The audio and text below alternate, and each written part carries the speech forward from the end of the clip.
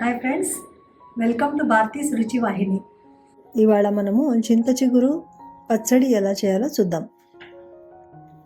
First చిగురును బాగా నీళ్ళతో clean చేసుకొని స్ట్రెయినర్లో పెట్టి నీళ్ళంతా పోయేంత వరకు వెయిట్ చేయండి. ఇందులో ముదురుగా ఉన్న కాడలన్నీ తీసేద్దాము.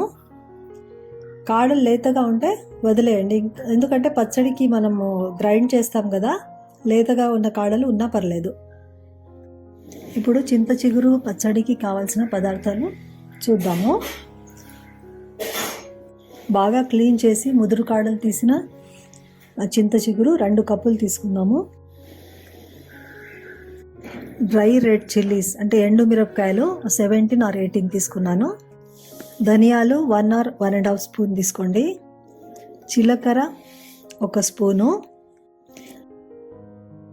పసుపు 1/2 స్పూను, ఉప్పు తగినంత, తాళింపులో వేయడానికి 2-3 ఎండుమిరపకాయలు, తాళింపు గింజలు, హింగువ, నూనె,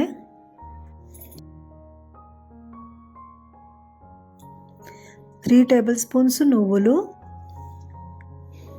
ఫస్ట్ స్టవ్ వెలిగించి బాణలి పెట్టి అందులో ఇందాక మనము తెల్ల నువ్వులు 3 స్పూన్స్ తీసుకున్నాం కదా, అవి వేసి కాస్త ఫ్రై చేద్దాము.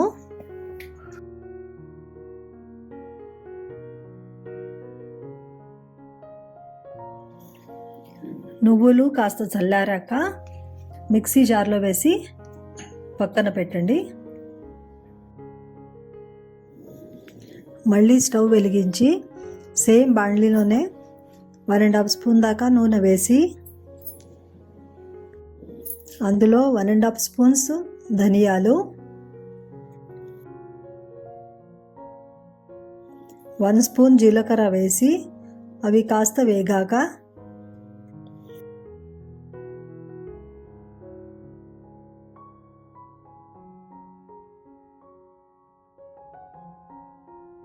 అందులోనే ఎండుమిరపకాయలు వేయండి.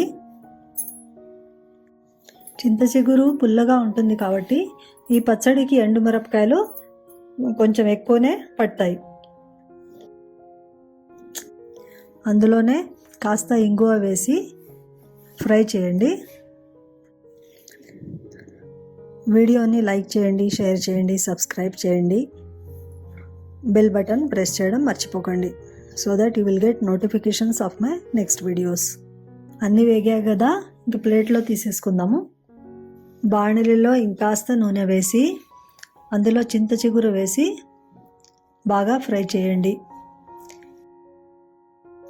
ఇది త్వరగానే వేగిపోతుంది. చిగురు కాస్త చల్లారాక నువ్వులు వేసిన జార్లోనే ఫ్రై చేసి పెట్టుకున్న ఎండుమిరపకాయలు, ధనియాలు, జీలకర్ర వేసి అందులోనే చింత చిగురు కూడా వేసి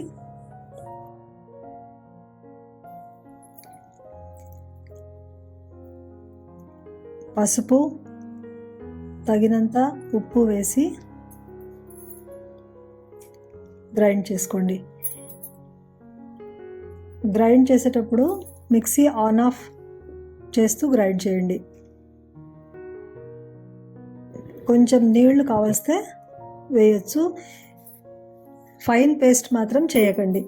పచ్చడి గ్రైండింగ్ అయిన తర్వాత తాళింపు వేయడానికి బాణలి పెట్టి అందులో కాస్త నూనె వేసి ఆవాలు, జీలకర్ర, పచ్చిశనగపప్పు, మినపప్పు, హింగువ అన్నీ వేసి అందులో ఈ గ్రైండ్ చేసిన పచ్చడి వేసి కాస్త వేపండి. తర్వాత సర్వ్ చేసుకోండి. ఇష్టం ఉన్నవాళ్ళు ఆనియన్, గార్లిక్స్ తాళింపులోనే వేసుకోవచ్చు. ఈ పచ్చడి వేడివేడి అన్నంలో నెయ్యి వేసుకుని తింటే చాలా బాగుంటుంది. చపాతీతో, దోశతో కూడా తినొచ్చు. ఫ్రెండ్స్, చింత చిగురు పచ్చడి రెడీ.